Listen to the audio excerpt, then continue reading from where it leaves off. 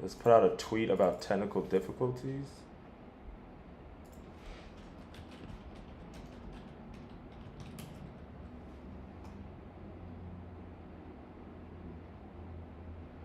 All right, now Shark is not in here though.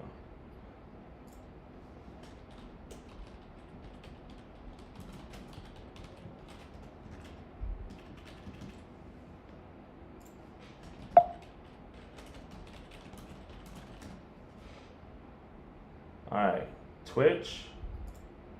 We are still, I don't know what's going on, guys. Bear with us. I'm so sorry. We literally tested all of this stuff out. All right, there you are, Shark.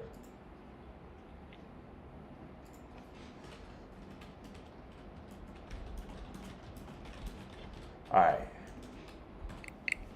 It hasn't kicked us yet, so it might be. It might have been the. It might be a Wi-Fi issue. I don't know, cause I'm using my hotspot right now. We're Gucci. So 10 forwards from Hovey. 10 forwards from Hovey. 10 10 forwards from Hovey. Hovey. We like that. We like that. All right, bet. Let's see if we can. It hasn't kicked us out yet, so let's see what we can do, man. Are we good? All right, I'll share this link one more time, and then we'll get cracking. Then we'll get cracking. 4 viewers. There we go. There we go. We're getting some people. I'm echoing. All right. Quick. Try it now, Hovey. I just did some. Yeah, check 1 2. Mic check. Microphone check. How we doing now, Hov? Yeah, what? I just threw on some echo cancellation on there, so that should be good. Man, we're so sorry, guys. All right, we're good. Man, we're sorry about that, guys. I don't know what technology is doing with us. So let's tweet up. It's always it's a great new start to the company for sure. Perfect. All right, cool. Let me share this young link, and then we'll get cracking. What's up? What's up, Hov?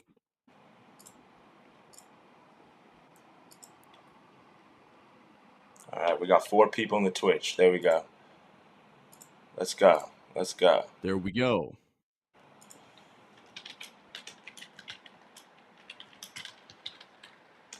Yeah, I think it might have been my Wi-Fi because now it's not glitching.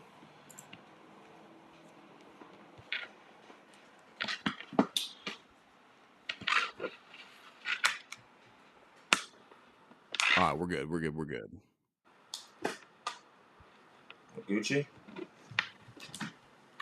Gucci. All right, let's do this, bro. All right, what's up? We are Loot Riders Entertainment. We are going to be breaking down this bracket. You know, college basketball March Madness, best time of the year. Shark Lark, your boy Noble. What's up, Noble? What's up, boss? How you doing, man? I appreciate you putting this together. Shark hit me up. He said, I think we can do a little something here. And I was like, you know what? I think we can be. So let's go to work. What's up, Dave? That's right. No better time to do it than right now with March. I got to say, I was out yesterday for my girlfriend's sister's birthday dinner. So I didn't even get to watch Selection Sunday live. I had to record it, and I had to not look at my phone or TV for like 2 hours because I knew everyone was going to be buzzing about the bracket. So I actually got to watch this at like 9 o'clock at night last night. So I might be like 3 hours behind everyone. Is that a disadvantage? I don't think so. Now, I don't think so. I think yesterday, maybe. But now, I think everybody's had some time to look at the brackets, maybe think about a few matchups. So now it's time for us to figure out what are we going to do, who's going all the way, where's the money to be made this March, man. That's right. Loot Riders, our motto is going to be, come Noble and I are going to point you in the right direction for the loot. We're going to be talking about is pretty much, we're just going to do a full bracket breakdown. Talking about like, you know, some of our favorite matchups, some of the seeding, coaches we like, some fun stories going on in each region. We're going to talk about our favorite upsets, our bracket busters, if you will, the giant killers. And then we're talking, potentially, is there a double-digit seed on this bracket that you could see in a Final Four? Also, Final Four contenders, of course, and then we're going to be crafting at the end, talking about our favorite spreads, maybe building some bozo packs, some MLPs to get you guys get you guys the loot build up for the tourney, So I think we should start off just go right into the bracket. Is there a region you particularly want to start off with, Nobes? Man, that East region, I feel like you can't talk bracketology this year without talking about that East region. Literally, people are asking me, okay, who do you have in the Final Four, Noble? And this was before I saw the bracket, and I had UConn as a contender, Auburn as a contender, Iowa State as a contender, all to go to the Final Four. But guess what? All three of those guys are in the East region, man. So I feel like let's just start at the top with the East region and see who we have coming out of that side of the bracket. I'm with you. I actually own a Auburn plus 900 to make the Final Four ticket. I placed that back in January, and Nice. then they drew UConn, the number 1 overall seed. So I'm like, well, damn. But I think the story here is Connecticut might actually repeat, and like that's no disrespect to Auburn. Obviously, I have the Final Four ticket, so I believe in them. But I think Iowa State is a little bit overvalued just based on the run they went on. And I think UConn is definitely the team to beat here, obviously. But, I mean, the real story is that no national champion has been able to repeat since Florida did, and that was 17 years ago. So it's super hard. And I know it's, like, super difficult to not put UConn as your national champion. But at the end of the day, that's just I mean, it seems like the right move here. I'm not sure. Let's go down here and see if anyone can dethrone UConn though. Right away, early thoughts are coming in that UConn's running this.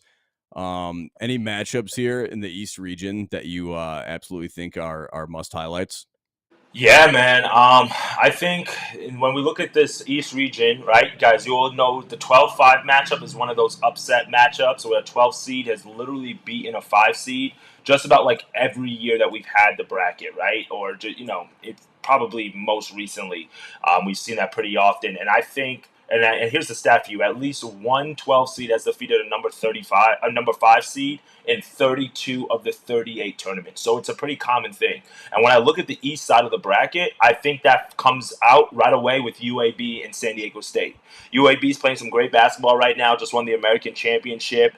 In San Diego State, I just haven't been that impressed with them. I think they're one-dimensional on the defensive side of the ball, which is like, hey, their goal is to not allow you to score points. And I think the Mountain West is a big defensive conference, but now they're going to face a UAB team, that could score buckets. They dropped 93 on USF in that semifinal matchup. We saw them drop 100 on Temple, not in the championship game, but in that game building up into the championship game in the last game of the regular season. So I think UAB's offense and the momentum that they have, and we also kind of talked about coaching as well. I'm a big guy that coaches matter come playoff time, come tourney time. Andy Kennedy, the coach there at UAB, is one of the best tournament coaches I think that's around, and I think that's going to allow them to go far in this matchup. So I've got them on my bracket. UAB upsetting San Diego State. That's the first 12-5 matchup that I have and my first upset look here in the East region.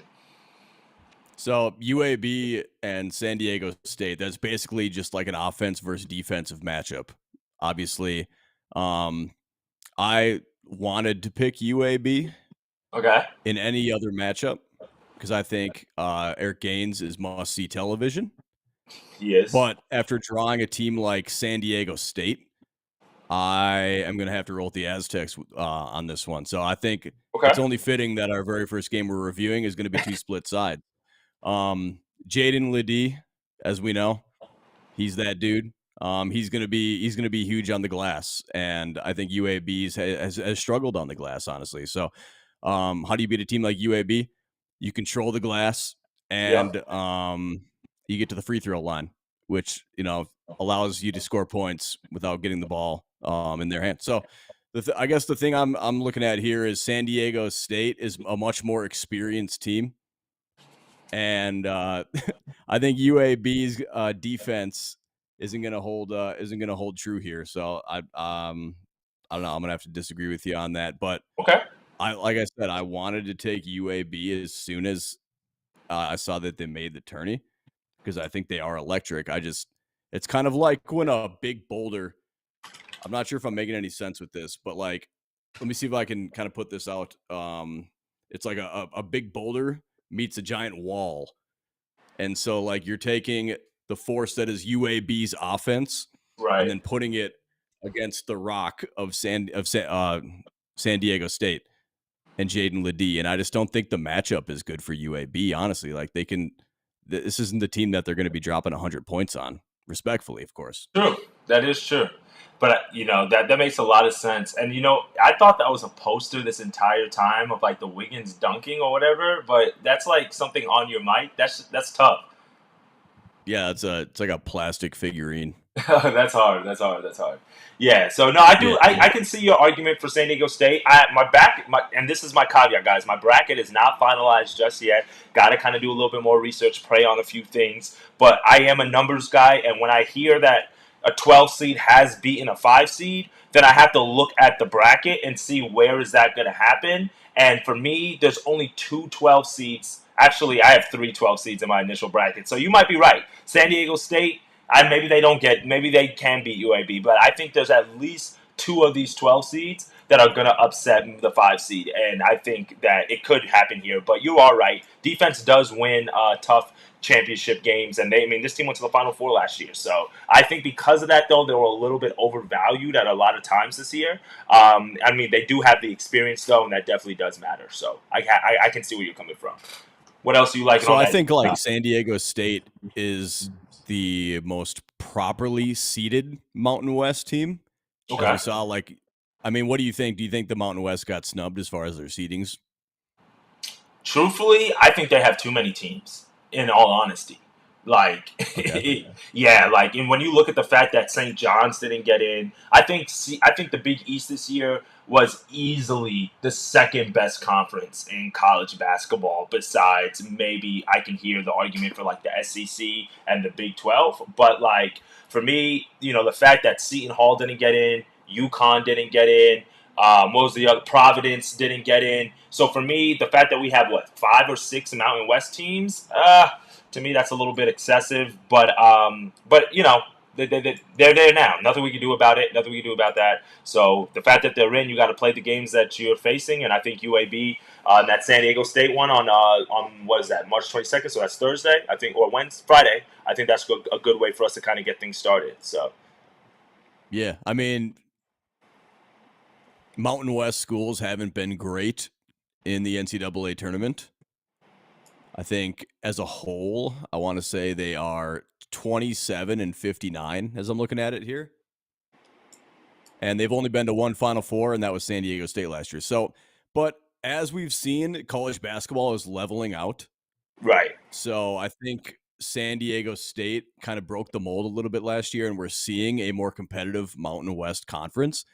I've seen a lot of tweets today that have been like, just fade the Mountain West all tournament and you'll be profitable, or fade the Mountain West teams and you'll be profitable. And I'm not sure I see it that way. Right. And we'll kind of get into more of those picks. Like, I'm rolling with San Diego State in this first game. You're rolling with UAB. Best of luck, and we'll see if the unstoppable force can meet the unmovable object and who's going to win that. All right, let's go to a new game. What else thinking here? We can go to the next one down, either UAB or San Diego State. I think either of them's run's going to end when they face Auburn. I'm not really giving Yale a chance. Are you? No. I have Auburn. No. They barely beat Brown. Let's be honest here. So Auburn, like I said, tough luck of the draw. They have to face UConn in the Sweet 16. But no, I'm not giving Yale any type of light of day. Yale, obviously one of the more exciting teams to make the tourney. They had their season was over. They were showing Brown fans hugging and crying, and then Brown absolutely blew it. So blew it. Absolutely blew it. Yale is one of those teams that, yes, they did squeak into the tournament, but I think they're a dangerous team just in their own right. They're they're top 100 in both adjusted offense and adjusted defense, so it's not like they like suck, you know. Plus they have big man Danny Wolf, and he's a walking double-double on any night. I think Auburn is quite possibly the worst matchup for him. I mean, Auburn's just been running through teams. Bruce Pearl is an incredible coach. And we've seen a lot of whoa, I just popped up a little ghost me there. I think that Yale has struggled in tournaments past. Like they lost, I think they were in a 14-3 a few years ago, weren't they? Or they were in a 14. They lost to Purdue. They were 14 seed against Purdue. And they lost by 22 points. So it's just like one of those things where I feel like everyone always tries to pick the trendy Ivy League team. Right. But I mean, not I almost said Curbs because he's typing here, but I think Princeton was kind of just like the anomaly there. I mean, other than that, we haven't really seen an Ivy League school do too much. Yep, I agree, and that's why I've got Auburn going pretty deep. Well, not deep, but they're going to face UConn. So yeah, I mean, we're both in agreement that Auburn and UConn are going to be right there in Sweet 16 territory, regardless if UAB or San Diego State wins, and regardless of FAU and Northwestern. Do we want to touch on FAU Northwestern? Like, I mean, I just want to know. We don't really have to like dive into it. It's an 8 or 9, and they're both one of them's gonna get exterminated by UConn in the next game anyway. But like, who do you have? I'm kind of interested to see who you have on that. I have Northwestern. I also have Northwestern. Yeah, which is not characteristic of me because I don't bet or I don't pick Big Ten teams in the tourney that often. Why is that? They've just always underperformed. That's fair. Give me 1 second. My camera messed up. Sorry, let's see what happened to you. Hey, Curbs, you got Yale beating Auburn.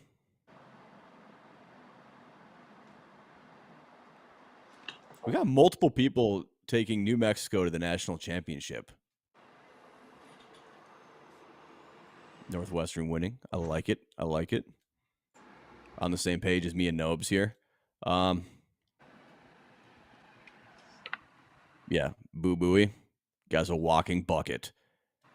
I always preach guard play in March Madness. I mean, you look back to the Kemba Walkers of the world and the, Trey Burks of the world and the Jalen Brunsons of the world, and guards are important, much more than big men. I mean, we've seen teams with Zion Williamson and like DeAndre Ayton and them just get bounced early. Right. So the fact that the fact that people are still like highlighting big men as a reason why teams are going to go far is, I think it's kind of laughable at this point. I agree with you, Curbs, in the sense that Boo Booey can go off. I think that's a big thing come tournament time as well. Like, who can take over games? And when I really think about, like, I remember I was watching the highlights the other day, but, like, what Carson Edwards did for Purdue a few years ago, right? When they went on that deep run all the way to the Elite Eight, where they ended up losing to Virginia in overtime. Like, dude was, like, putting up 30 points a game. Like, that alone can allow you to go far in the tournament, just when you have somebody that has that scoring ability. You remember Jimmer, even Steph. That's what put Steph on the map. People didn't know who Steph was before, Davidson went on that run, and he was scoring all those points in the tournament. So I think, like, when you have a playmaker who can not only create their own shot, but can will their team to win, that matters. And I think Boo Booey is that X factor, and that's why I'm going with them. But FAU, they have John L. Davis, so they do have somebody who can do that as well. I didn't think they deserved to get in the tourney, in all honesty. I think they were just very underwhelming in conference play. I mean, they had a good non-conference schedule, and that big win against Arizona shows us that they can play with anybody. So it'll be interesting, but I've got Northwestern here in this matchup, in that one, just because of like the Boo Booey factor, and kind of I think they're just well-coached squad. Let's not downplay the fact that also UConn got, like, obviously everyone's worried about, like, Auburn. Everyone was worried about Auburn getting, like, oh, they drew UConn. Like, damn, now I can't put them in my Final Four.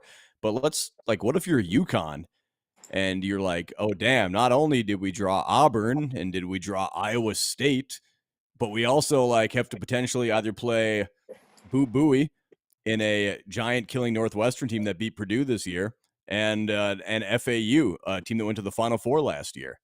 And then also they have San Diego State, who went to the Final Four last year. They have Auburn. They have Illinois, who just steamrolled the Big Ten tourney. And then they have Iowa State, who just steamrolled the SEC tournament. So it's like, I mean, I think UConn has got to be the one also a little bit sweaty here.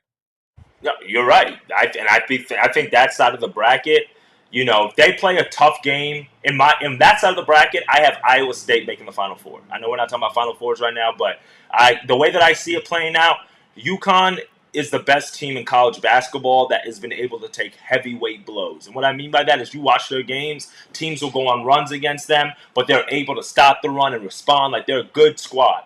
But think about that, right? What you just mentioned. After you get through a probably easy matchup in Stetson, then you got to face Northwestern, then you got to face Auburn, and then you got to go against Iowa State if they win those previous matchups. To me, it's just like, man, that is heavyweight blows after heavyweight blow just to make the Final Four, right? And then you now have to go against either North Carolina, Arizona, or Baylor, because those are and then the south side of the west side of the basket. One of those three teams are going to make the Final Four. So if UConn is going to go on this championship run, they are definitely going to be facing some heavy hitters. And I know we're kind of just talking basic sports right now, not really betting wise, but keep that in mind as well, because the books are gonna have UConn -6.5, UConn -8 in some of these matchups, and I think it could be a lot closer of games than we think in that match in those situations. That's right. And also keep in mind for UConn, like just the road and just the odds stacked against them as far as there's only been, I mean, Florida went back-to-back in 06, 07, and I think Duke was the only other team to go back-to-back in the last half a century. So Facts. just kind of a lot of odds a lot of odds against UConn right now. Let's kind of move on to just kind of the lower half here. We have BYU and Duquesne. I personally, BYU, Duquesne, Illinois, Morehead State. I think we should kind of just start moving a little bit faster through this. Facts. I was going to say that. Curbs Yeah, got Duquesne upsetting BYU. If you're watching, we're just kind of working out the kinks here with this, and so if any feedback is appreciated as we just try to get the structure and everything of what we're doing. Like obviously, Noble and I could talk for hours about ball, but we want also keep you engaged and probably win you some money. So let's keep moving here. As far as highlights in this, BYU, I have beating Duquesne. Like I think Duquesne is a surprise to be in this spot, but BYU is a really fun team because they're so diverse, and I think that could cause problems for Duquesne. But it doesn't matter because I have Illinois into the Sweet 16, so that's just how that rolls. That's fair. I've got Illinois Sweet 16 as well. I have Duquesne over BYU, but that's a game I'm going to do a little bit more research on before I pull that trigger. Yeah. Any initial initial thoughts on why BYU is going down? I just don't think they're consistent. Just riding momentum. Say one more time. You just riding momentum. Yeah, I'm a big momentum guy. I'm a big situation guy. Duquesne's coach just came out and mentioned that he was retiring at the end of the season. So I feel like his kids are going to play for him harder. They're going to know, like, all right, this is our last run with him. They just went on an 8-10 run, beating a tough VCU team. I think BYU's way too offensive-minded. Like, they don't get stops when they need to get stops. So, I mean, but I think it could go either way. Yeah, I don't think it's one of those games that, if I'm a final bracket, we'll see. That's one of those picks that are not etched in stone for me. So, but yeah, I would say this is one of the. Yeah, keep going. No, go. Oh, I was just gonna say, Duquesne, obviously at an 11-6 is such a tight window, but a way I could see Duquesne winning this is if they kept BYU off the glass. I think that right now Duquesne's one of the worst offensive rebounding teams in the country, and BYU is one of the best. So if BYU can control that offensive glass and keep getting second half or second chance points, I think it could be ugly for Duquesne quickly. Yeah, I think BYU is very diverse, and they have a lot of good shooters on the team. And if they can hone it in defensively, I think it'll be a barn burner quickly. Yeah. So what I think That's we just could how I'm do. feeling. I mean, I've never really been a big A10 guy to begin with in the tourney. Okay, that's fair. That's definitely fair. I think that what we could do is we've got we can break down a lot of these games, right? But like, let's see. So, do you have any first round upsets in that East side? Because I know you said no San Diego. So you got San Diego State, you got BYU. So it sounds like you've got some of the higher seeds. Do you have any Yeah. upsets in that East side of the bracket in the first round? No, I actually do not have any double-digit seeds advancing currently. Now, keep in mind, this is my first initial dry fill out, Okay. but as I go through, San Diego State's the more experienced team and the unstoppable force that meets the moving object there with UAB. I mean, Yale or Auburn is gonna probably deep dig Yale. BYU, I just explained why I like them. They control the glass. Illinois, they just steamrolled through the Big Ten tourney. They have the better teams, and Morehead State plays in a really weak conference, and they have their strength of schedule is 300 something. I don't know. I don't think they're ready for the battle that's Illinois. Yeah. And then going down, I have Washington State over Drake. I think Washington State's one of the only Pac-12 teams I could see making some noise. Obviously, they beat Arizona twice this year, so they have that pedigree. And then Iowa State, obviously, over South Dakota State. So as far as how everything shapes up for me in this region, I know it sounds lame, and I'm probably going to change it, but I have UConn, Auburn in the Sweet 16, Illinois, Iowa State. I actually have Illinois playing UConn in the Elite Eight. And then you got UConn in the Final Four. Correct. Okay, perfect. What I have for that side of the bracket in terms of upsets, UAB over San Diego State, again, first reads. Duquesne over BYU, and I also have Drake over Washington State. Tucker DeVries is a baller. Like, he's one of those guys who can lead his team deep. I mean, averaging 22 points per game, 7 rebounds, and they also have 3 guys on that team that are averaging double-digit points. Atten Wright's averaging 14 points per game. Kevin Overton is averaging double digits as well. So they can hit you from different angles, from different ways. I think that one's going to come down to the buzzer. If they get down early, the spread right now in that game is about 1.5, guys, on that Washington State Drake game. I think if they get down, you can easily snag them like plus 5.5, 6.5, and I think that'll be a solid win. Now, Washington State is a good enough too, like you mentioned. They can go deep, they can make some noise, but I like Drake in that matchup. And then what I have on that bracket in terms of, I've got Iowa State in the Final Four. They're playing UConn in the Sweet Six, in the Elite Eight, and I've got Iowa State in the Final Four. I actually got Iowa State in my championship game. In all honesty, so I guess I'm a little bit high on Iowa State, but I've got Iowa State in my championship game. I've got so we'll see. I mean, you said it yourself. You ride momentum, so it's not surprising that you like Iowa State. I'm kind of wondering if anyone actually thinks Morehead State has a chance against Illinois. No, I don't. If you're in chat and you think Morehead State has a chance against Illinois, please, by all means, throw me a little pitch in there, because, like I said, I've heard that Morehead State is a really dangerous team, but I currently don't see it. I mean, they have, like I said, they have the 338th ranked strength of schedule, and the quad one teams they played. Alabama beat them by 38 points. And Purdue beat them by 30, and then they played Penn State and also lost by 23. So, yeah, I just don't see how they can come in and beat Illinois in a tournament game. But I guess that's why it's March and nothing's for sure. Yeah, I agree. But I agree with you, Curbs, where he said it sucks that 3 of his futures to win the Natty are UConn, Auburn, Iowa State, and they're all in the same region. I felt the same exact way, bro. That pissed me off. I had all 3 of these guys that could have been serious Final Four contenders, and they're all on the same side. So sucks, but hey, we move. So what about the west side of the bracket? So we kind of broke down the east side pretty deep. here. So I know we got like 3 other I regions think to these get other to. sides are going to go a little bit quicker, just because I think the East was Yeah, the East was there's the just marquee side for so much sure. power there. So let's go down to let's go down to the West. I think the big story here in the West is going to be: are we going to get the Caleb Love game in the Elite Eight? I think so. I have it in my bracket right You now. think so? I think so. You Yeah. guys, what do you guys have? I currently have Arizona as in my playing UConn in the Final Four. Okay.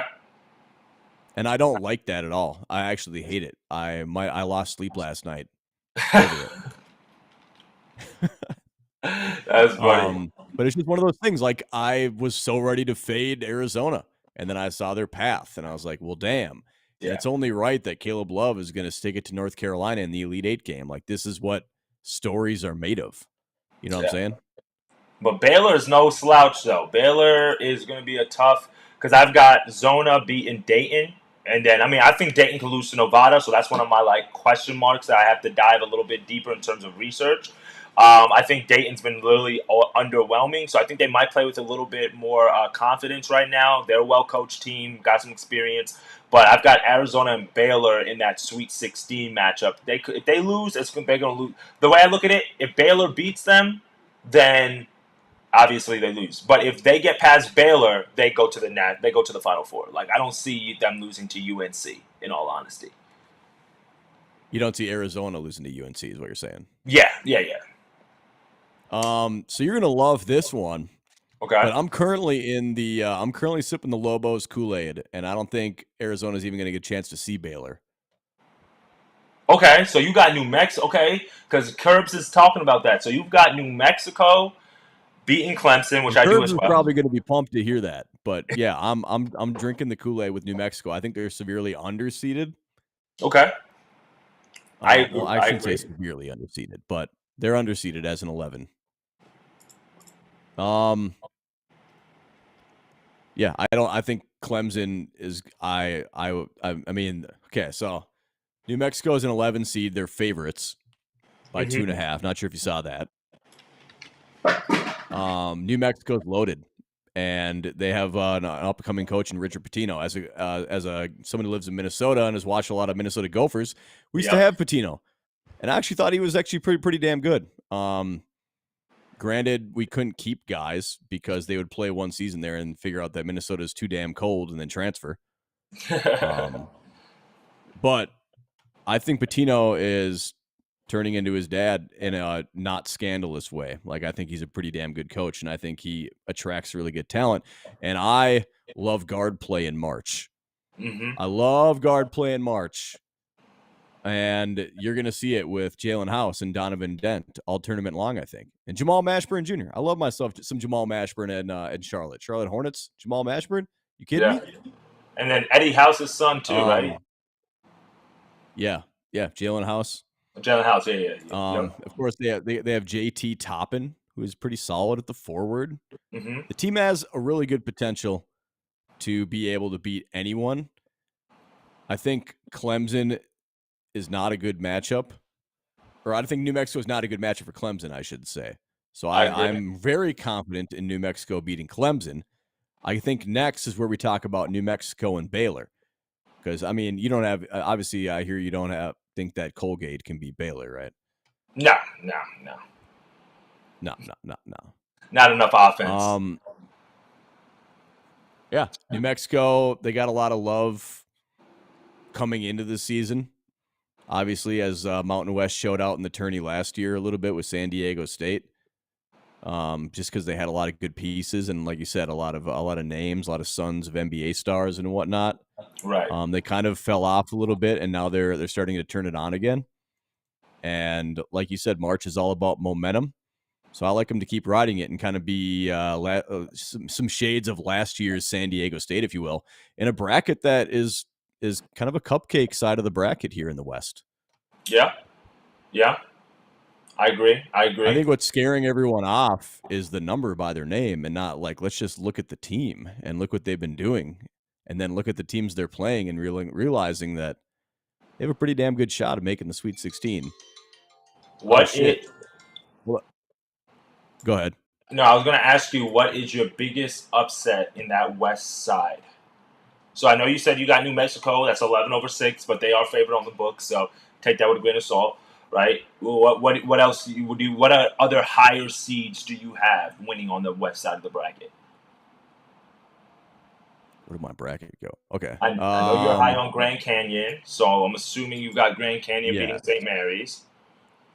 So this bracket is something special because last night I went to bed and I had Michigan State in the Final Four. Oh no, you're tripping. I woke up this morning. I know, right? Yeah. I woke up this morning and then I had Mississippi State in the Final Four. Because I was in my head was whoever wins this game is going to go to the Final Four. This Michigan State Mississippi State game. And then I thought about it. I thought there's no way in hell Michigan State. I've been on Michigan State so many times this year, and they just can't make shots. So I'm out on them now. Like I can't rely on them to make shots, and they make a lot of boneheaded plays. And that's just the reality of it. And I think Mississippi State, I don't want to have recency bias with them because I think there was a lot of you can't just discard regular season games. So I went with North Carolina to move on to the Elite Eight. But that being said, going back to your original question, Grand Canyon, I have them in the Sweet 16. Okay, so you have them beating Alabama. Yes, I have Grand Canyon beating Alabama. I do too, and guess Curbs You does do. too. I do. Curbs does too. He said it could make a little run. I do agree with that, Curbs. I do think that I like Grand Canyon. Mississippi State, I do have them beating Michigan State, though. Michigan State losing 5 of their last 7 games, and now you got to face a team like Mississippi State. Like you said, they don't really hit a lot of shots. Michigan State does, and now Mississippi State 66th in field goal defense, 8th in 3-point defense. That's tough. They held Tennessee to 56 points on 31% shooting. I think it's going to be an ugly game. That might be one that you guys want to take a look at the under on in that matchup. So I kind of agree with you, though, that they can beat UNC if it's like a muddy game, in all honesty. But I do think that Grand Canyon team can beat Alabama and beat St. Mary's as well. So I'm interested to hear a little bit more why you're high on Grand Canyon to kind of go deep. Yeah, no problem here. Everyone strap in on the Lopes, the Antelopes train here. But the Antelopes, in case you're unaware, are an absolute wagon. They're one of the deepest teams in the country, and they're one of the toughest teams in the country as well. Basically, St. Mary's is another version of Grand Canyon. They're also deep. They're also tough. And putting 2 mid-majors that are like nearly identical to each other suggests that you'd probably just take St. Mary's since they're the more battle-tested team, right? Wrong. I'm not sure I see it that way, Noble. Last year, Grand Canyon was matched up with Gonzaga. It's another WAC team. If you remember, Grand Canyon lost by 12 that game. Okay. This St. Mary's team they're playing is not Drew Timmy Zags. All right. Grand Canyon is a better team than they were last year. Their defensive metrics are all up across the board from last season. I think they win the star power game, and they have a little bit more dogs on their team too. You got to have dogs in March. You got a guy like Tyon Grant Foster, potential NBA talent. Mm-hmm. We love ourselves some mid-major guards that have NBA talent. I mean, look at guys like Damian Lillard and Steph Curry. Right. They got a guy named Ray Harrison on their team who's an absolute dog on both ends of the floor. So in a game with a 5-point spread, I'm going to take the free throw merchants. Yeah, St. Mary's, they do struggle with fouling when they have to play physical teams, and Grand Canyon's one of the best teams at getting to the free throw line. So you could actually argue that that Grand Canyon is going to be putting up more points here than St. Mary's just based on the projected free throw numbers. Because I do think it's going to be a grimy game with 2 teams that both play slow and physical.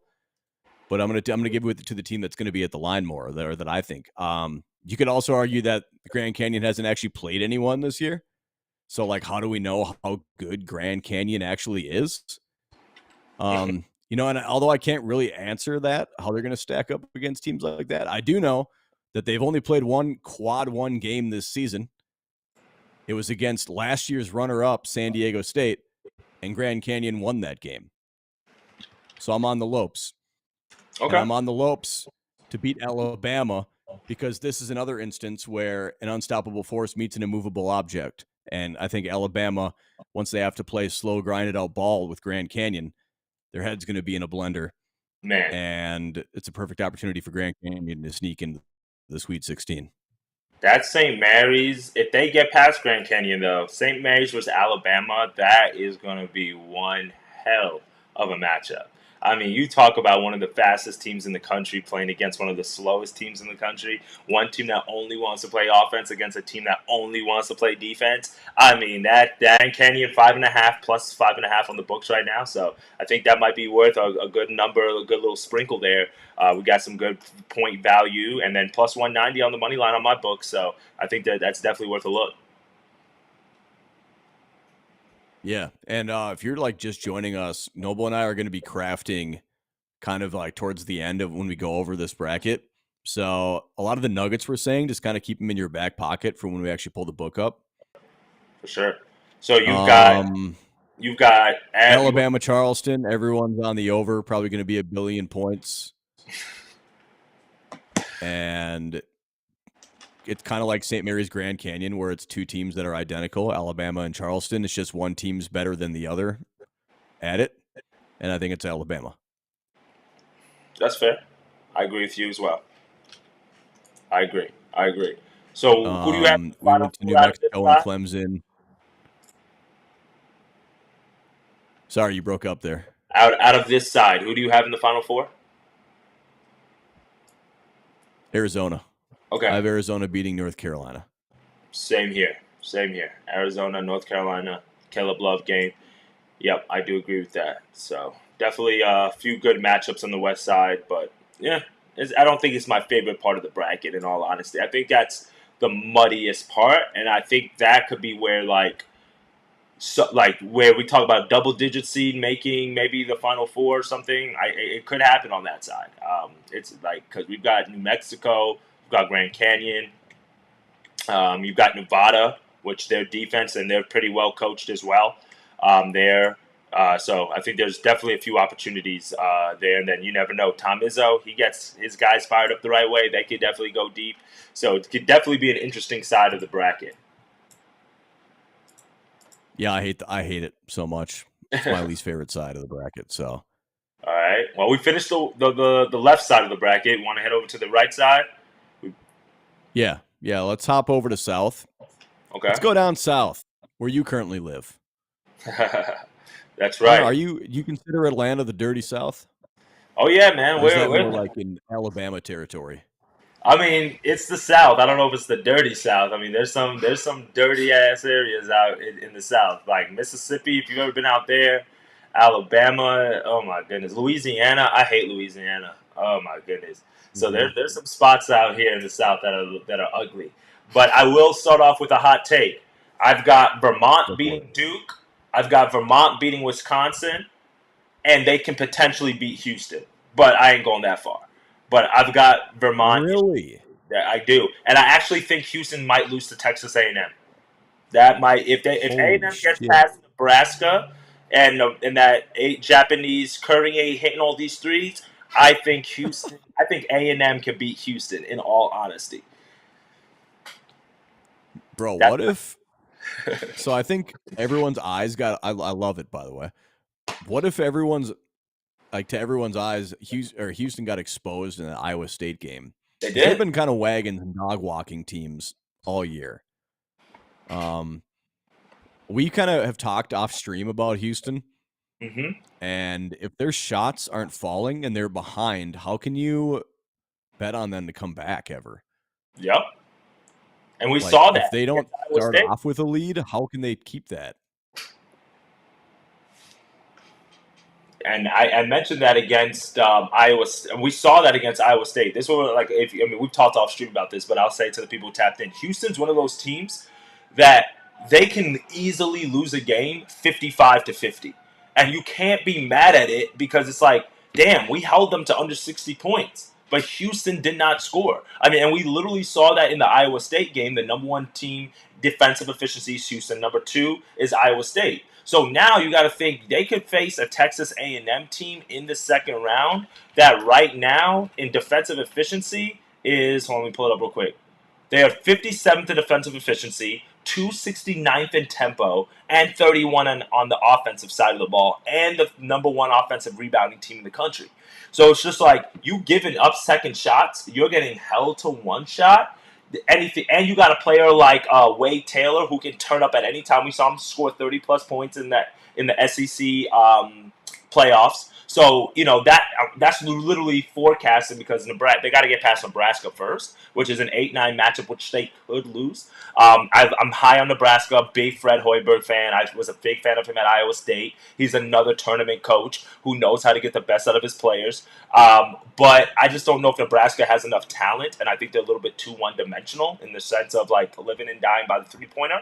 But Houston is one of those teams that they go against Wisconsin. I don't know. Like I said, A&M, they don't hit shots. Even I have them losing to Marquette in my Elite Eight, and I think that's a game where they don't hit shots, and Tyler Kolek can tear them apart. So that's a little hot take, but I think Houston is the number one seed in my opinion. Where I'm like, I ain't buying it, and Kelvin Sampson, the coach of Houston, he hasn't. I think they went to the Final Four maybe one time, but all the squads that he's had over the last like 10 years, that's a little bit underwhelming and underperforming in my opinion. So, yeah, you kind of put my head in a blender there because I currently have Houston in my championship game. But that was, like I said, just a dry run through. I agree with you in the fact that A&M is probably going to be their biggest test. Like that game versus Nebraska or A&M is going to be Houston's biggest scare. If they can get past that, I think they can make it to the championship. That's fair. But I don't think they match up particularly well with either Nebraska or A&M. But I do think that Kelvin Sampson's going to have him ready for the tournament. So I just can't see him going down that early. A&M, I love Boots Radford. His basketball game is off the charts. I mean, I feel like you've been betting on A&M a lot this year, so I feel like you know kind of a lot about him. I have been, and that's where I'm like scared because it's like they've definitely lost me coin, but they've also gotten hot at the right time. And I'm a big A&M fan because I'm a big Buzz Williams fan. He's another guy that is a great tournament coach. So am I high on them? I might be biased because I have bet on them a lot this year. So we'll take that with a grain of salt. Yeah, and it seems like you're kind of always on the right side of betting on them, so you kind of know when they're due and when their situations are right. K Camp, good comment right here. Houston has too slow of a tempo to win or make a huge run. In my opinion, if they go down early in a game, they're basically done. Yeah, that's what Shark said as well. Like, it's one of those things where if they get smacked in the mouth early, it's tough to see them claw back. But them making all the way to the championship game, I can see it happening because, I mean, number one team in defense, number 17th in offensive efficiency, and Jamal Sheed, he's a bucket. And he's got that clutch gene, too. We've seen that a few times this year, him hit some game-winning shots, hit some tough shots. So, it's very possible. God damn it, dude. I don't want Houston in my championship anymore. I'm telling you, man. Yeah, that's all right. That's why we run these, though. That's why we do it, right? Say, this is This is a good breakdown. Okay, so as far as upsets go, let me just. I don't think you're going to get away with just saying you have Vermont to the Sweet 16 and not have me stop you there. What? Why? Bro, I like Vermont, bro. Like, they are a good team. Yes, they're in the weak American East, but, they've got the fourth longest win streak in the country right now. They've won 10 games in a row, but even if you go a little further back than that, they've literally won 10, 18. They've won 18 of the last 19 games. So, like, they can play. And the thing about them is they are very evenly balanced. TJ Long, Aaron Deloney, Shamir Bogues, and Nick Foalo, however you say his name, all four of them have have like balanced scoring in the sense of significant contributions to the team. You can look this up on Ken Palm as well. So for me, I just think the fact that you can't take away one player, they're so multifaceted and dimensional, to me is big. And they also are 11th in the country in turnover percentage on the offensive side, so they're not going to give you any extra possessions. 26th in defensive effective field goal percentage as well on the defensive side of the ball. Now you got to take that with a grain of salt because they're playing weaker competition in the American. But I mean, we've seen them play some tough games. They played Yale earlier this year. They beat Yale. They beat. St. Louis is not really that good of a win this year as it was in years past. Colgate, they ended up losing to them, but that was only a 6-point loss. So I mean, I'm just not high on Duke, bro. Like, I like Duke. I think they're good, but I think they're just a little bit overrated in my personal opinion. They lose their last 2 games to end the regular season. They lost to UNC at home, and then they lose to NC State, and that's where really got NC State that confidence to go on that run. And that game wasn't even that close to me, in my opinion. I mean, 74-69 final score, but I don't know. I have to relook at it, but I think that Vermont game, I mean, at least covering, I think they can cover. I don't know what the number is right now. So, and then if they get past Duke, then it's like a momentum play against Wisconsin. I'm not a fan of Wisconsin. I think they could lose to James Madison. I think they can. And that's just being honest.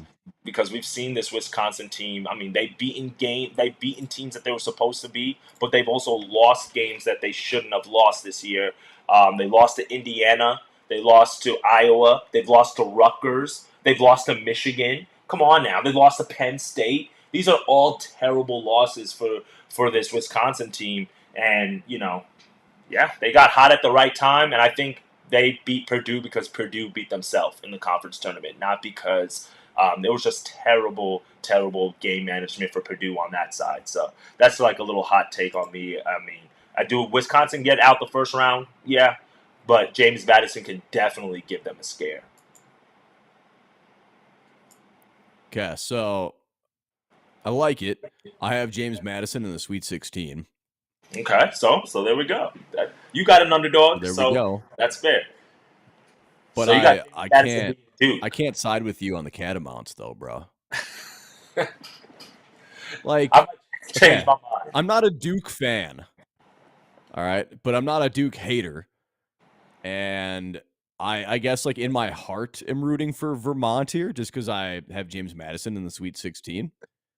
Okay, but like, John Becker is the head coach for Vermont. This is going to be his 6th NCAA tournament, and he's only won 1 time.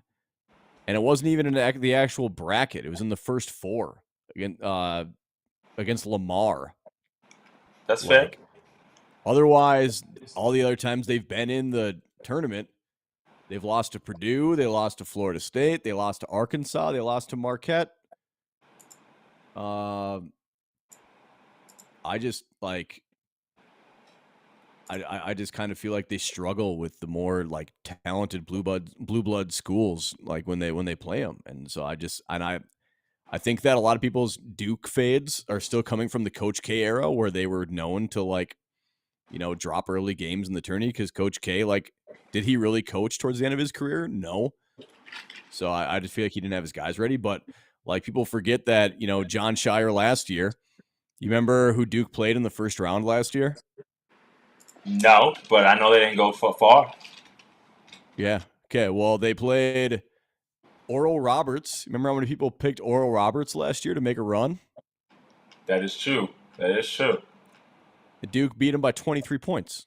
So, their first, John Shire year, they won the game. They won their first game that they should have won by 23 points. I kind of am feeling similar Oral Roberts vibes from Vermont here. Mm-hmm. And that Duke is just because they're, like I said, they're both kind of the same team. And I feel like, kind of like we said about Alabama and Charleston, is one team's just better at what they do than the other team.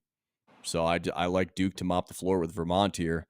And then I like Duke to lose to James Madison in the second game. A little bit different team than Duke's used to playing, and a lot of experience on that team versus the kind of some of the younger guys on Duke. That's fair. I like it. I like it. You might have sold me on it, and I will say this: my bracket might say Vermont, but my money will probably be with Duke. Now it depends on what the line is. In all honesty, but it's probably going to be one of those games that I might take live. And K Camp made a pretty good point. Vermont plays at the same pace as Houston does, so yeah, they get down early. It is going to be one of those things that is a struggle. So I do feel that, and I do agree with you. Step up in class definitely does matter come tournament time. So I agree with you. I that's probably one of those games that I might have to switch out. So because I little every time I make my first bracket, I get a little carried away with the upsets. I'm not going to lie to y'all. Like in this side of the bracket, I have A&M, which is 8-9, but they're the 9 seed. I've got Vermont. I've got NC State, and who if Colorado beats Boise State, which they should, I have them beating Florida. So, like, I have a few upsets on this side of the bracket for sure.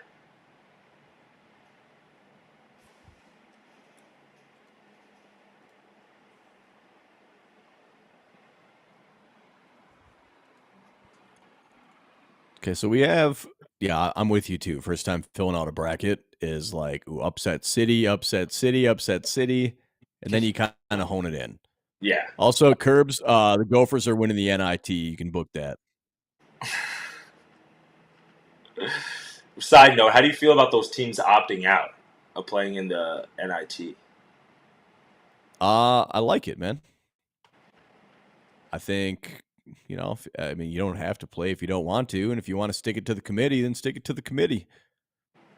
I personally, as a player, would want to play. Like, if it was me and I was on the team, I want to play as much basketball as possible, but I love playing basketball. That's fair. But I don't mind. It's kind of like a silent strike, if you will, for the committee to get better. You know what? I kind of read a conspiracy that the committee is purposely like fucking up the teams they're letting in the tournament so they can have a case to like expand the tournament next year. How many more teams do they want? 80?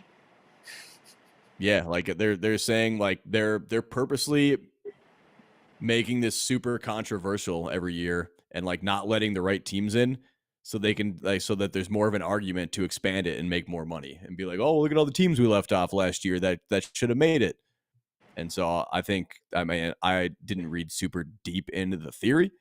I just, I thought it was interesting that it's all going to circle back to money eventually. Money wins all wars, right? Money is the root of all evil. K-Cam thinks Florida's a question mark with injury. How far do you have Florida going here, if at all? If Colorado beats Boise State, they're losing to Florida. And I mean, I think Boise State can beat Florida, but I have Colorado beating Florida, but they have to get through Boise State first. And keep in mind, guys, in 11 of the 12 tournaments since we've had the first 4 exist, at least one of the teams have won their second round game. So keep that in mind. We've had 2 teams go all the way to the Final Four. We had UCLA in 2021 and then BCU in 2011. We've had 3 other teams reach the Sweet 16, right? And then last year was the first time that we had 2 first 4 teams make it to the second round. We had a number 11 Pittsburgh and then number 16 FDU, right? So again, keep these stats in mind when you're breaking out your bracket. So for me, it's one of those. I have Virginia. Well, I know we're not there yet, but I have them going pretty deep as well. So we'll talk about that. But again, that's all contingent. That's why my bracket's never finalized until Thursday morning, because I have to see who wins the first 4 games, and then to me it matters because it comes down to matchups at that point. So we haven't really talked about the elephant in the room of this region, and which team do you think it is? Kentucky. Probably a really popular pick for people that want to be different and people that think that Houston's not making it. Marquette's been susceptible to losing. What do you think about Kentucky? Yeah, I'm interested to hear your thoughts. Tell me what you think about Kentucky before I tell you where I have them. Well, I'll tell you right now, I don't have Kentucky going very far, which kind of pains me because I'm a big Rob Dillingham fan. Okay. I think he's going to be an exceptional pro. I think he's going to be an all-star. My problem with Kentucky is they don't play any defense. They can't guard anybody. Facts. So this is just going to be another one of these Kentucky teams that, like, this isn't a Devin Booker, Karl Anthony Towns, Julius Randle team. Like, this is, I think what I do like about this Kentucky team is obviously Shepherd and Dillingham, and I guess they have. So okay, let me start over. They're gonna beat Oakland. I'm not trying to lead you on and think that they're going down like right away. They're going to beat Oakland strictly because they have a huge size advantage and their guards are better. Right. I think Oakland's tallest dude is like 6'9", and Kentucky has 3 dudes over 7 feet. So, like, regardless, don't think about putting Oakland there. Kentucky's winning that. But I do have Kentucky losing in the round of 32. And I have them losing to the team of destiny. NC State. I do too. You're fucking right, my dude. You are glad fucking right. We got that. We're on the same page with that one. You got NC State in the Sweet 16? I do. That's fucking hilarious. I have them in the Elite 8. So you got them beating Marquette. I have Marquette losing in the round of 32 as well to Florida. Gotcha. So that side of my bracket's looking like NC State, Kentucky. NC State advances. Florida, Marquette. Florida advances. I think Florida is just too fast, and they're going to make more shots than Marquette is going to. I think Shaka is a little bit past his. He's a little bit overcooked too. No offense, but Marquette's also like a lot of these Big East teams have been other than UConn have been susceptible to dropping like bad games all year. So I think with what we saw from Florida in the SEC tournament and kind of like what we saw as a run at the end of the season there is what we're going to get a lot of this tournament. So I don't actually think Marquette matches up very well against Florida. So I probably take Marquette if Boise or Colorado State won that Florida game. But if it's going to be Florida, it's going to be Florida and NC State in the Sweet 16 because I think that NC State is a team of destiny. I think that DJ Burns Jr. is an unforgettable March character that we're going to be talking about for a long time. I also think that DJ Horn has some Kemba Walker blood in him. Like he bubbles March in his blood. So I'm probably going to be riding NC State's jock all the way to the Elite 8. I'm not mad at it. They've got the pieces. They've got a tournament coach in Kevin Keats. We saw what he was able to do back when he was at UNC Wilmington.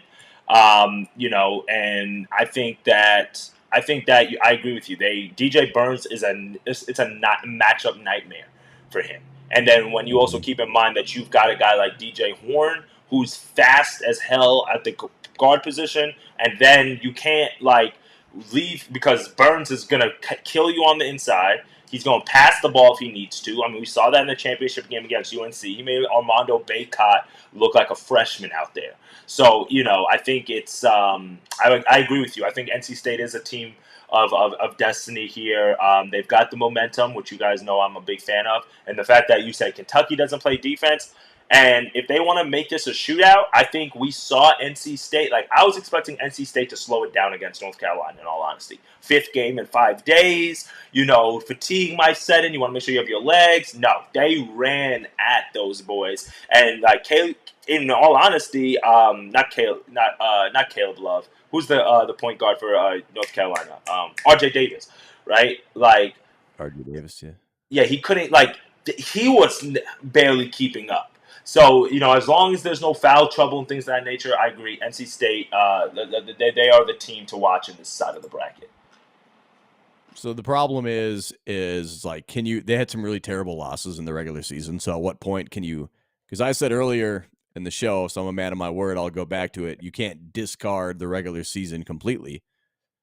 So I guess we just have to hope that they don't turn back into a pumpkin. Yep.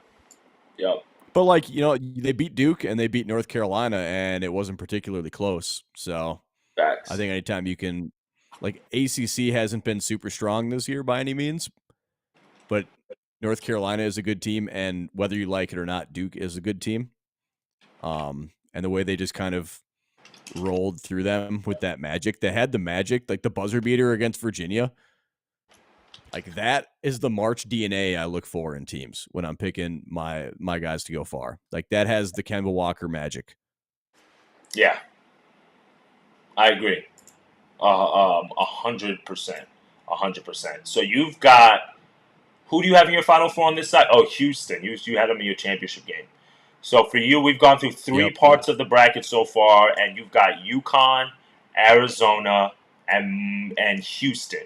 So you've got all 1 seeds except for, and then you got the 2 seed in Arizona. Am I understanding that correctly so far? Correct. But, Okay. I mean, you could say that now, but I'm taking Houston out of my championship game after we just talked more. That was just my initial Your dry initial read. run. Okay, that's fair.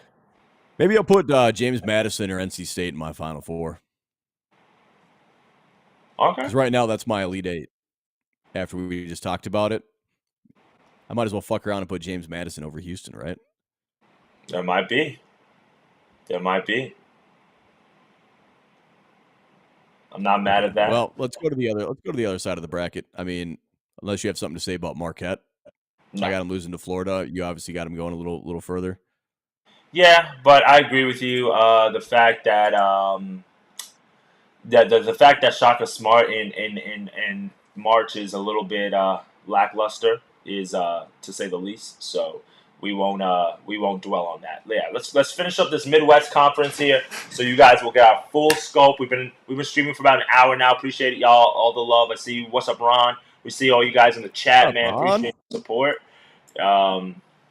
Yeah, let's finish up this bracket, and then I'll give you guys a few stats that kind of can help you guys out when crafting your own bracket, and then maybe we do like a few bozo packs, and then we call it a night. How's that sound? Love it. Let's fucking do it. Perfect. So, what is? All right, let's move down to the Midwest region. What's your upset over here? What are you liking over here? I have Gonzaga in the Final Four. Gonzaga? Okay. In the Final Four. Break it down for me. Now, I am terribly upset because I wanted McNeese in my Elite Eight. Or before the bracket came out, I said McNeese is going to be one of my squads, just like Grand Canyon is. I wanted it. But I also, and you can ask my group chat, I've been on record saying Gonzaga is a team that has all the pieces to make a run. Okay. So when I saw that they were matched up in the first round together, I lost sleep. I did. I lost sleep. These bags under my eyes were because of this Gonzaga-McNeese matchup. That being said, I think the conference that McNeese plays in is god-awful. And I just don't think they're quite ready yet for a team like Gonzaga. Okay. So I'm not entirely sold that I'm going to pick Gonzaga, even though they're in my Final Four.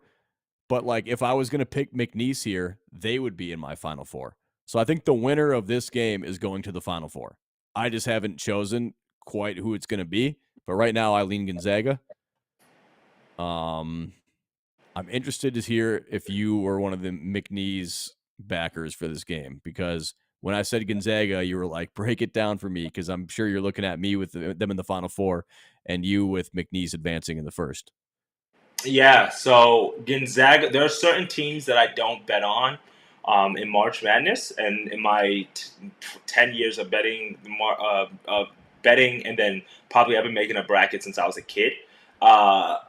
Gonzaga is one of those teams that I don't back. I don't even care that they went to the national championship a few years ago.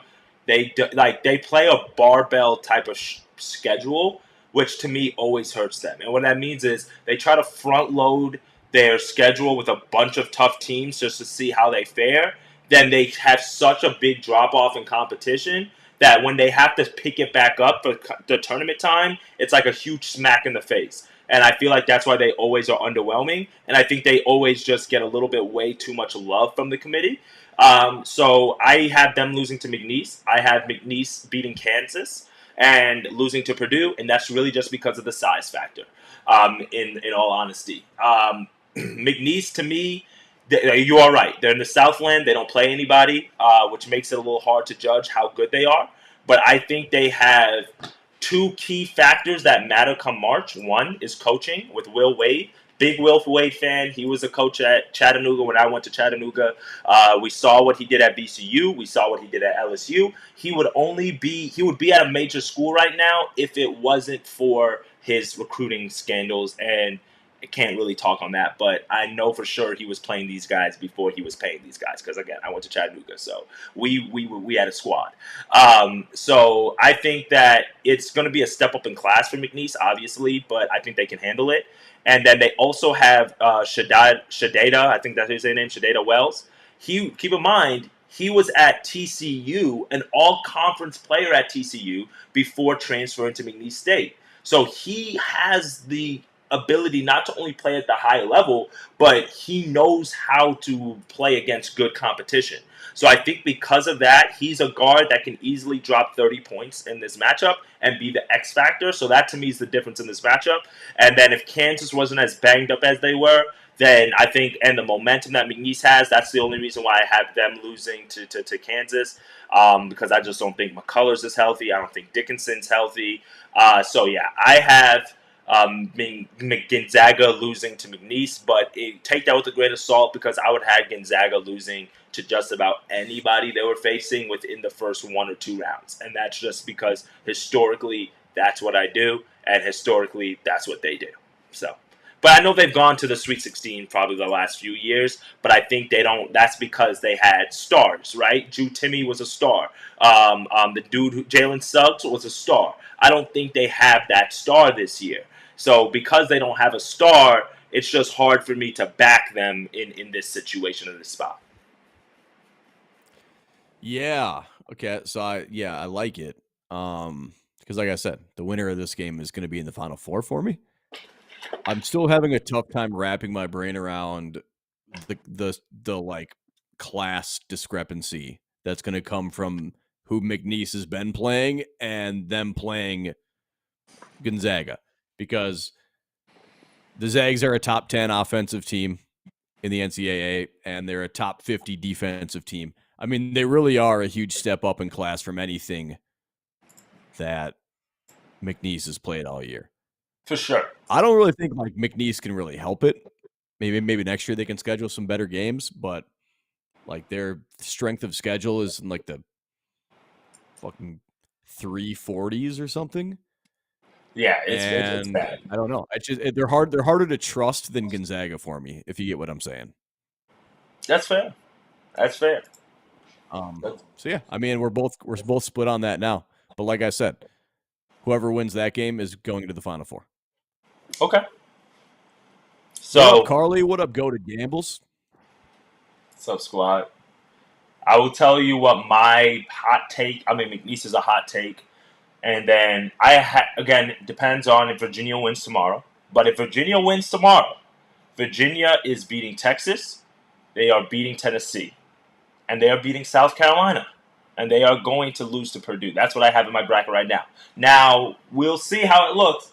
But again, Virginia wins tomorrow, which they can lose to Colorado State because they are very kind of evenly matched teams. So, but if they get past Colorado State, I have Virginia beating Tennessee. And Tennessee's another team that I don't back to go far because Rick Barnes, he's terrible in March, and he just can't win games in March. And then from somebody who lived in Tennessee for 10 years, I moved to Tennessee when I was in high school. And I literally, the state, it doesn't matter what sport it is, I call them a nutter. Like, it doesn't matter if it's the Titans, it doesn't matter if it's the Vols, it doesn't matter if it's the Grizzlies. They lose big games. They don't know. The state does not know how to win. It's hard to just see. You know, even like, I remember the year they made it to like the Western Conference Finals, the Grizzlies did, and they were like playing like a banged up like Spurs team or something. Everybody thought this was the year. They lost, right? When the Titans, they went 13-3, they lost in the first round, right? So for me, Tennessee, with the right matchup, they're not going to go far. And if Tennessee beats Virginia or Colorado State, then I have Tennessee losing to South Carolina. Like, they're not going to get past, in my opinion, that route Sweet 16. That's as far as they're going to get. But Virginia is my hot take on this side of the bracket. I do have South Carolina also beating Creighton. I think Creighton could lose to Akron, and in all honesty. So what I'm hearing you say is that you're taking St. Peter's spread. I don't know. No. I'm not taking St. Peter's on the spread. I got to see what the spread is. But St. Peter's is a little bit rough for me. 21.5. God damn. Shit. I didn't know we were talking about a 22-point spread. Like, maybe St. Peter's first half plus 13? That might wet my whistle. We'll see. Well, that's on Thursday. We have a little bit of time before that, so we'll see. We'll see about that one. Damn. Like I said, 22.5. Damn. That's shit. I know you got the Jayhawks there, but it's 8.5. One of my favorite bets on the board. But I absolutely think that the Jayhawks are on upset alert. When I go to my giant killers, I look for 3-point shooting. Definitely something I look for. Samford has 6 players that shoot 38% or more from downtown. Now, like, the injury obviously a problem. If Dickinson plays, which I'm going to assume that he's going to play, he's going to absolutely murder Samford on the glass for not having to resort to banging down low. Mm-hmm. So they pressure the ball full court for 40 minutes. You know, have you heard of buckyball by any means? Buckyball? No. What is that? Buckyball. So their coach, Bucky McMillan, plays what he calls buckyball. It's a high-pressure style of defense. So it's like a mid-major style of Houston and Mississippi State, if that makes sense. Gotcha. So they're as a result, they're top 20 in the NCAA in turnovers forced. And while they force turnovers, they also have, like I said, 6 guys that shoot over 38% from downtown. So they force turnovers and they make shots. It's a good recipe for an upset. And the Jayhawks, I just noticed you have a fucking Jayhawks hat on now. So, damn. The Jayhawks for the first time are entering the tournament with 10 losses under Bill Self. Mm-hmm. So, I think with injuries to the star players on the Jayhawks, we don't know if McCullough and Dickinson are actually healthy, if they're just playing through something. Right. And I think that they're kind of out of rhythm right now. I think they might just be cooked for the Samford to upset him here with a really good shooting performance and that buckyball that everyone's talking about. Okay. I can see it. I've been following Samford all year, SoCon guy, so I can see that, and I would not, like the 8 points, I would definitely lay that for sure. So I'm circling that for money. So who do you have coming out of this side? Purdue. I have Purdue in this first bracket, which is probably going to change. I have Purdue winning it all. I think Virginia gave them the roadmap. We lost to a 16 seed, and we came back and won it the next year. I think that Purdue can do something very similar this year, and I like the fact that they lost the Big Ten. If they won the Big Ten championship, I would not be as high on them as I am. But if it's going to come down to fouls at the end of the day, I know that sounds cliche, but if Zach Edey keeps getting the foul calls that he's getting, there's very few teams that have the depth that can keep up, like, in all honesty. Even against Wisconsin, like I said, they blew that game. Because I don't know why you got Zach Edey guarding the ball with 3 seconds left instead of guarding the rim, but that's bad coaching. But, like, it's just one of those things where it's just like he fouled out 3 of Wisconsin centers. And he had the ability to, Wisconsin had 3 centers. Like, come on now, TCU does not have that size. Mm-hmm. And then if they face Gonzaga or Samford or Kansas or McNeese, none of those teams have that size. Then they face South Carolina or Virginia. None of those teams have that size. Maybe if they face Tennessee, then it's like, I don't trust. Tennessee does have the size, but to me, Tennessee just has to hit enough shots. And I think they struggle with their identity because it's like, if Dalton Connect is taken out of the game and Purdue has the guards to switch out on Connect, you got Jones there. I think to me Purdue has the easiest route to the championship of any of the high seeds, and then just comes down to who are they going to play in the national championship. But Edie versus Clinging in the UConn versus Purdue, that would be some must see TV. I will say that. I would love to see that matchup.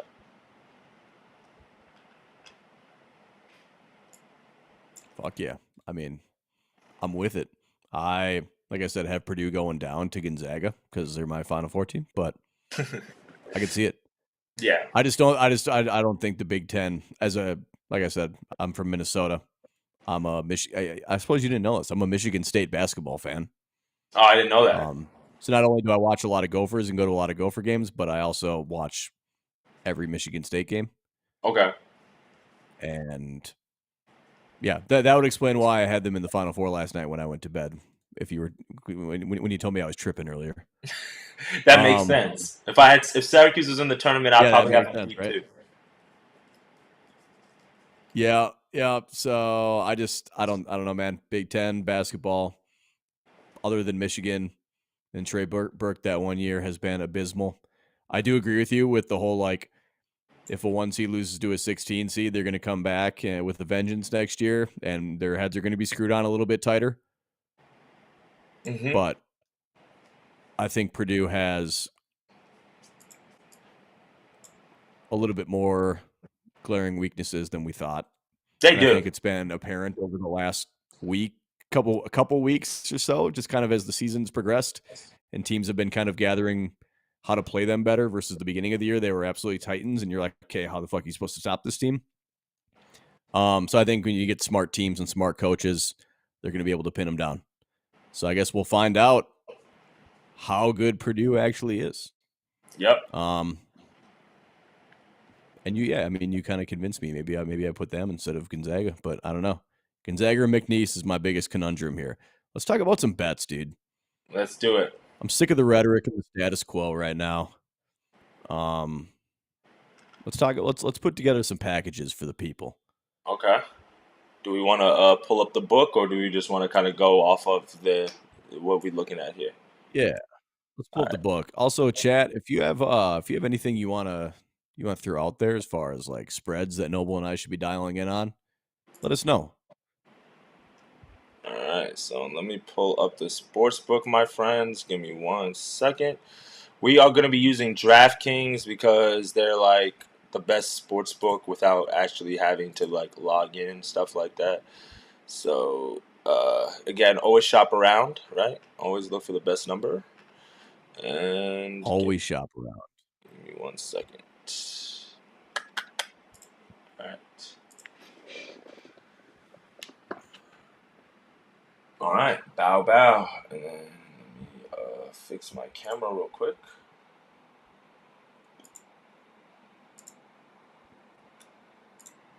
All right, here we got it, guys. All right, so you want to kind of cover the games that's going on tomorrow real quick in terms of the first four real fast? Dude. Not in terms of breaking it down, but I'm just talking about from a betting perspective. No, yeah, I know. I hate betting the first four. You like betting the first four? I mean, it's degenerate behavior. I'm not a big this year. I'm a bigger fan of the first four this year. Now, will I be taking a bet? I will probably take Howard. I do like Howard. I've watched them a lot this year, and I will be taking Virginia. So let's see, Howard. So I guess I do bet the first four. Let me see, Howard. All right, Howard is at 3. I would take the 2.5. Wagner sucks. I mean, Howard isn't really all that good either. And then I will say I don't bet the NIT. That is one thing I don't bet because you don't know who's taking it seriously and who doesn't take it seriously. So I will say that. Just put a ticket in for Minnesota Gophers to win the NIT and you'll be good. Do you go with Dead that? Serious. They're 3.5 point underdogs. Dead serious. We ain't gotta talk about any NIT action, chat, but Gophers. And Anyway, Virginia tomorrow big plus W's for 24. yeah, Sorry. Howard, big W's for HBCUs everywhere. Colorado State, Virginia, dude. I don't know. Look at that bozo pack. Sounds bro. like you want Virginia. Oh yeah, I'm all in on Virginia, bro. I am all in on Virginia. That's like one of the Texas A&M teams for me. I've been betting them pretty heavily. So, but we don't have to cover first four. Let's just bozo pack. I mean, we got to basically find like two teams that are basically. I mean, you like Gonzaga to win, so that's minus 270. That's not bad. And let's see. San Diego State. I know those are two games that you liked before. Oh shoot! What happened? Sharp. Lost you there, bro. Well, yeah. No, I'm good. All right, bet. So hold on. I gotta make this screen a little bit bigger on my side. All right, so this gets you to minus 115. That's not too bad. For a little two-legger bozo pack with Zags and San Diego State. Who else you gotta like in that first day? Well, didn't you? Yeah, I was gonna say, didn't you pick McNeese? Let's start with a team bozo pack for things that we're both on the same page on. Because Okay. I don't want to put Gonzaga in a bozo pack if you have McNeese confidently in your bracket. You know what I'm saying? Right, but yeah, that is true. I mean, we're gonna have to probably cook a bozo pack with some spreads then, because the money line value is just not there, if we're being honest. Yep. So, let's see. You like Creighton to win? Yes. All right. Let's see about taking this down a little bit. Some of these alt spreads. God damn, bro. All right, Creighton minus 6.5. I'm cool with that. And then let's see what else you liked. All right, so we liked Creighton. I think we're on different sides of BYU and Duquesne. Arizona. You think they blow them out? They smack them? Yep. All right. Yeah, definitely some smacking going on there. So this gets us to minus 106. Creighton minus 6.5. Arizona minus 15.5. That's not bad. Obviously, you can play around with those numbers a little bit. So that's not too bad. I normally like to try to get plus money value, but because we're teasing it down so much, you could just take that up to 16.5 or whatever. What else? What else you like in here? Damn, yeah. There's not really much going on the money line aspect. No, it's not. It's basically pick'ems. So it's just like it's basically pick'ems, and a lot of the like favorites or a lot of the games we liked the dog. Facts. So it's just like it's damn near just makes sense just to lay the points at this point, right? So it's just like all right. Well, let's not do a bozo pack. Let's find some spreads. Yeah, let's do our best five. All right, our 5 best spreads. All right, so I like something that we're both in agreement on. Okay. First one, St. Peter's. Okay. I don't know. What do you think about that? What do you think about your nut up Tennessee boys? Yeah, 20 points. I just can't lay that, bro. Like, if I'm being honest, and I'm not seeing St. Peter's here. Let me do Tennessee.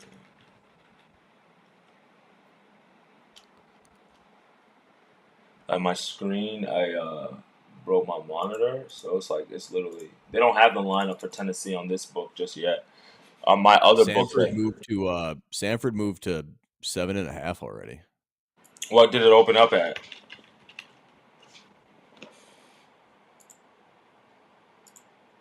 I like Sanford plus 7.5.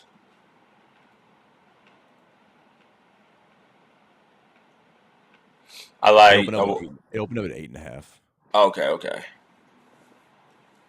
I think we're both in agreement on New Mexico minus Oh 2. yeah. I love that. I'm probably gonna go to that game in all honesty. Where's that game being played again? In Tennessee? Yeah, it's in Memphis. I got a Memphis? DJ out there this week, so I'm just gonna stay out there and go to a game. Oh, dope. Yeah. All right, so we love. Oh shit, you got it up here. Okay, for sure.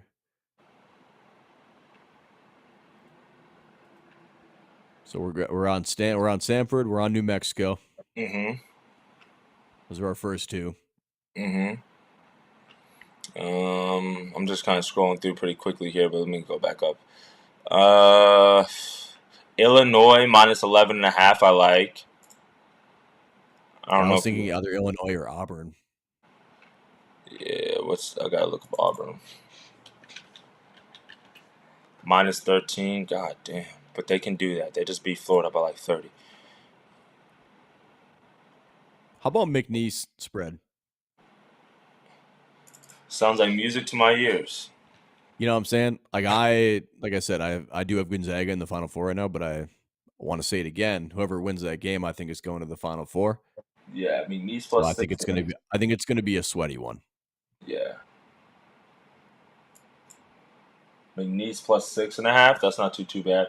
Chat, where's chat at? What y'all got? I know we've been on here for a little second, y'all, but what you guys got? Any spreads y'all liking for the first round?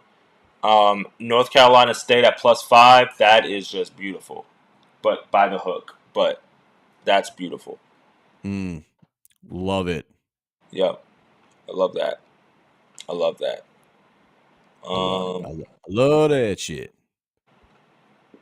I agree with you that San Diego State can win this game, but I think the plus 7 is just the move. In all honesty, Where we but at? UAB. yeah, but I do agree with you that San Diego State. You did kind of sell me on them. I'm not gonna lie, but Mm-hmm. How about that under in Mississippi State, Michigan State? what is? I think it's at 130. I like that. The 130. under, it's Say low, less, fam. and the under in the Grand Canyon and St. Mary's as well, right? Mm-hmm. Under 131. Mm-hmm. I like that. I like TCU minus 3.5. What do you? We never really talked about that game much. Do you have Utah State or TCU? No, I have TCU. Okay, so I had them winning outright, or that game outright. So Bozo pack, we could maybe do like TCU money line and what else did we like? Alabama. I don't know. Well, We both did like Alabama. That's plus 100 over here in my book. what, TCU and Alabama money line? Yeah. Ooh, that's sexy. That's sexy. I like that. Ooh, TCU and Bama. I need to write that shit down right now in my book. That's hard. I fuck with that.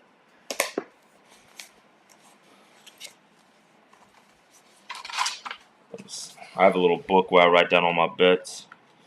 TCU and Bama money line plus 100. All right. I'm guessing you like James Madison plus 5.5. I do like James Madison plus 5.5. Okay. I think that's everything. What about South Carolina money line? We didn't really talk much about that, but it's at minus 115. I think they kill Oregon. You think so? I think so too. I'd like. I think the Pac-12 sucks. Wow. I like Dana Altman though. I think he's a tournament coach though, so that's what's got me a little hesitant. This is a live snipe game for me, in all honesty. And Okay, we'll keep it off then. no, I like it. No, let's keep it on. Let's keep it on there. I like it. No, I think we should keep it off. It's good value. It's good value. It's good value, but like if we're not like hell yeah, then like I think we should keep it off. Like I'm hell yeah on Samford. That spread. I'm hell yeah on that under. Okay, we'll keep it off. We'll keep it off. So what do we have right now? All right, so right now we've got 9 picks. We've got Sanford plus 7.5, New Mexico minus 2, Illinois minus 11.5, Auburn minus 13, McNeese plus 6.5, and North Carolina State plus 5. We've got the under in Michigan State and Mississippi State. We've got the under in Grand Canyon and St. Mary's, and then we've got James Madison plus 5.5. Curbs is on South Carolina as well. Okay. All right, Curbs. See you. South Carolina. Okay. Not bad. Is that Buzz Lightyear costume on Curbs' icon? I think so. I have South Carolina. Let's go. Let's add that. Let's add South Carolina.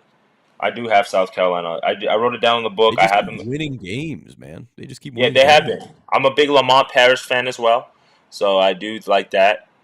Who do you have in the Nevada-Dayton game? We didn't talk too much about that game, but who do you have in that one? Oh, I have Nevada. Nevada? Okay. What do you have? Dayton? Yeah, but that's going to be a research game, in all honesty. So once I dive into the numbers, I could easily switch my mind. I am not sold on Dayton at all. I am not sold. I think Holmes is one of the best players in the country, though. But he just be glitching too much. If we're being honest, I think Akron 12 plus and a half is too. I think that's too many points. I totally agree. Because young for Creighton and that big guy, it's Kalkbrenner? No. Akron's big guy. The young kid, the guy who was a walk on. Yeah. I can look him up real quick. Akron. No. Yeah. Ali. Yeah, bro, Ali. Yeah. And KenPom has this as an 12-point loss. So we're getting some value here. So I like that. I kind of like the, what's the total? 141? The under might look a little bit attractive. They, in the 3 MAC games, 75-63, 65-62, 62-61. 268th in tempo, 97th in defensive efficiency, 78th in effective field goal percentage, 13th in three-point percentage defensively. And you know that's what Creighton's looking to do in terms of play fat. And Creighton's not that fast a pace of a team, only 207 in tempo, but they shoot a ton of threes and their offense is efficient. But I think Akron might have the ability to slow this down. So, I mean, I'm not putting it on our list, but that under, wherever the fuck it was, right here, this under 141.5, I like that.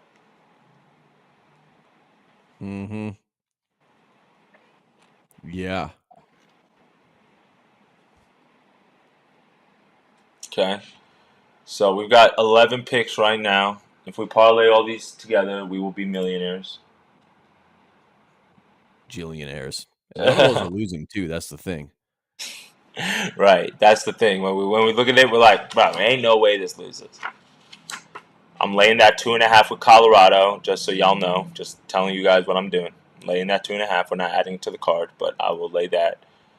I will be this Grambling Montana State game. That's going to be a dogfight, but I'm actually going to take Grambling plus 4.5 because I'm going to wait to grab it live. But I think Grambling. I've watched them a lot this year. I don't know why I've watched so much SWAC this year, but I've made a lot of money betting the SWAC. But so we've got our 11 bets. Any other bets? We've got. I mean, we've been on here for about 2 hours, bro. So we could do. We can kind of wrap it up in all. In all honesty, if we've got all our picks that we like, and then maybe, depending on what your calendar's like, maybe we can do like another stream, maybe like Wednesday night real quick, and then just let people know like, hey, this is officially our bracket, it's officially what we're betting, but we don't have to go this long. But I appreciate everybody who tapped in. I don't know if you have anything else on your end, bro, that you want to cover, or any other games that you want to kind of add to this slip. No, man, I think it was good. Just kind of like bouncing some things off someone. Yeah. That's not like my cat. You know what I'm saying? Like you can only talk ball with a cat for so long. Right. Is your girl into sports? I mean, she does brackets, but she doesn't like know anything about the teams. Right. Just picks the better mascot and shit. Yeah, pretty much like that. It's like, oh, my brother lives in Arkansas. Like last year, she picked Miami to go to the Final Four because I have a Miami sweatshirt she likes wearing, and they went to the Final Four. That's So it's like one of those hilarious. things. Okay, bet. But yeah, no, I like talking ball with you, man. So it's yeah, like I said, like Noble said, you tapped in today. Big W's, even if you pop by just for a second to hear one take on one game. We appreciate it. I know that everyone's got lives and you can't just be sitting there during dinner time like with Twitch up. So yeah, Hell I yeah. just feel like we can build some things from this. Kind of get it more what am I looking at? Condensed, a little more centered, try to get our craft with the show a little bit more versus, we're both super new to this, so Hell yeah. Hell yeah. So I well, had fun, Shark, man. I appreciate you, bro. For the for content purposes, I'm just gonna run through these bets one more time so we can have that snippet just in case we look like geniuses for choosing all 12 of these games right. Stanford plus 7.5, New Mexico -2, Illinois -11.5, Auburn -13, but I would take that down to 12.5. McNeese plus 6.5, North Carolina State +5 or +5.5. Under 130.5, under 131 or 130.5. The unders are both in the Michigan State game and the Grand Canyon game. James Madison +5.5. South Carolina on the money line. Akron +12.5. And then a bozo pack with TCU on the money line and Alabama on the money line. Am I missing anything, bro? nah, man, those are all smacking. Those are all smacking, man. Let's get it. Let us get it. So appreciate Hey, everybody for tapping in, bro. And I appreciate you, man. This was fun. We'll be back for another episode of Give Me the Loot. that's right. Give me the loot. Loot Riders Entertainment. Peace, Noble. We'll chat. We'll chat. Bet.